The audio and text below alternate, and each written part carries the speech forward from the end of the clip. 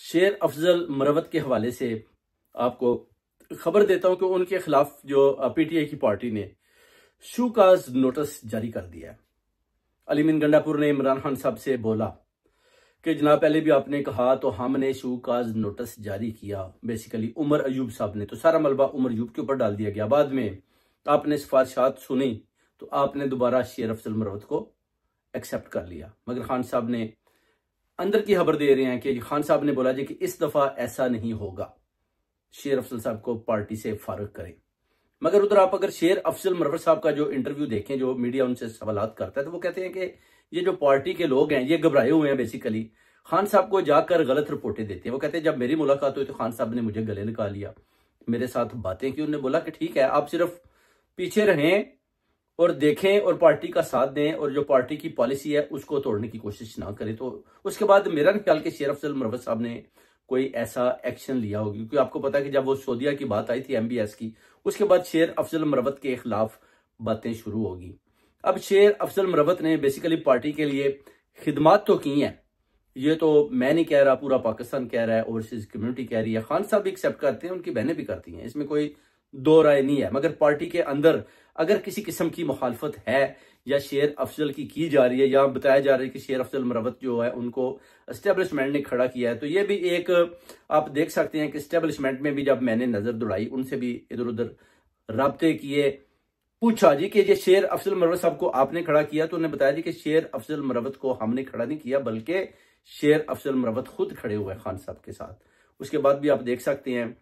कि शेर अफजल मरवत ने जो अपना काफी पार्टी के लिए जदोजहद भी की, भागदौड़ भी की और लोगों को भी बाहर निकालने में कामयाब हुए। उसके बाद उनकी आप ओवरसीज कम्युनिटी में उनकी पॉपुलैरिटी अगर देखें तो वो दूसरे सब पीटीआई के जितने भी लीडरान हैं उनसे कहीं बहुत ज्यादा है। तो शायद खान साहब को कुछ गलत खबरें भी दी जा रही हैं जिसकी वजह से, मगर शेर अफजल साहब का बयान है कि मेरा लीडर इमरान खान है, मैं खान के साथ खड़ा हूं। बाकी वो कहते हैं मुझे किसी की कोई परवाह नहीं, खान को कोई जाकर क्या बोलता है। ठीक है, खान साहब बाहर निकलेंगे, वो कहते हैं फिर बातें होंगी, मैं अभी खामोश हूं जैसे मेरे लीडर खान साहब ने हुक्म किया है। अब देखना यह है कि क्या वाकई ही खान साहब ने जो अपना इनकी पार्टी है पीटीआई, उनके जो लीडर्स हैं, उनको वाकई ही ये हुक्मनामा जारी करने का बोला है कि आप शेर अफजल मरवत को शूकाज नोटिस जारी करें, या पार्टी खुद घबराई हुई और खुद ही पहले की तरह शोकाज नोटिस जारी करती है। मगर उसके बाद आप देख सकते हैं कि जब पहली दफा उनको शोकाज नोटिस जारी किया गया तो गौर अयूब साहब ने बोला जी कि मुझे तो पता भी नहीं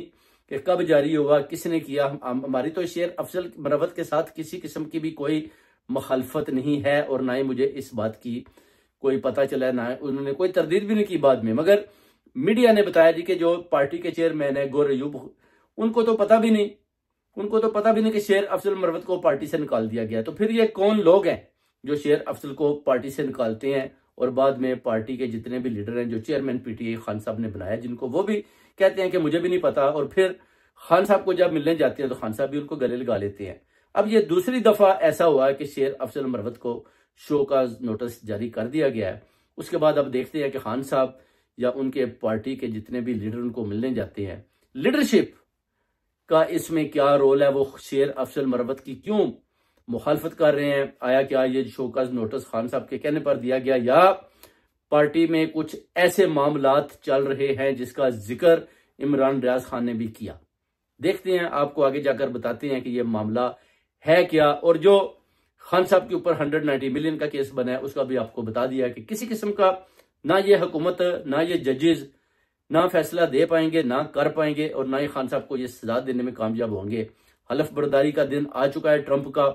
उधर भी अब सबको दावतनामे जा चुकी हैं। अब देखना यह है कि जो बिलावल भुट्टो जरदारी का बता रहे हैं उसको ट्रंप ने दावतनामा भेजा है, क्या वो जो बात करते हैं उसमें कोई दम है या ऐसे ही एक हवाई खबर है। उसके बाद देखना है कि खान साहब के बारे में ट्रंप क्या कहते हैं और खान साहब की रिहाई के बारे में जो पार्लियामेंट में आज बातें हुई लंदन UK में, उसमें जुल्फी अली बहारी और अपना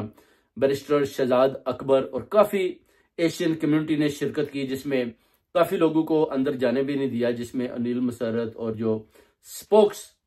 पर्सन अपना साहबजादा जंगीर खान को भी अंदर नहीं जाने दिया, उनको भी बाहर निकाल दिया गया। मीडिया को भी अंदर जाने की इजाजत नहीं दी गई, और मगर कुछ लोग अंदर चले गए और उन्होंने जो पाकिस्तान के अंदर कैद हैं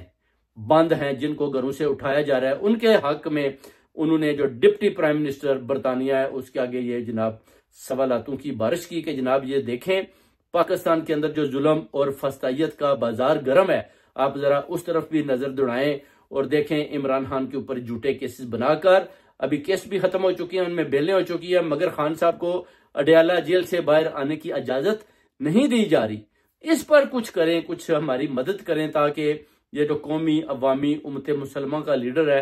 इमरान खान, इसको बाहर निकालने में कुछ पैगामात दें पाकिस्तान के हवाले से, पाकिस्तान की गवर्नमेंट को, पाकिस्तान की स्टैब्लिशमेंट को, chief of army staff general Asim Munir को। तो ये बात भी उन्होंने डिप्टी प्राइम मिनिस्टर बरतानिया की जो है उसके कानून में डाल दिया, उसने लिख भी लिया है। अब देखना है कि वो अपना जो वादा है उसको कैसे पूरा करते हैं। अगर उन्होंने कोई वादा नहीं किया, सिर्फ बातें सुनी है और उसके बाद एक कान से सुनकर दूसरी से निकाल दी हैं, तो फिर देखना है कि अगर पार्लियामेंट में बार बार एशियन कम्युनिटी या पीटीआई की लीडरशिप जाती है तो उस पर किसी किस्म का भी अमल दरामद नहीं होता, तो फिर बरतानिया की जो पार्लियामेंट है उधर जाकर भी इस तरह के प्रोटेस्ट करने का कोई फायदा है तो वो सामने आए।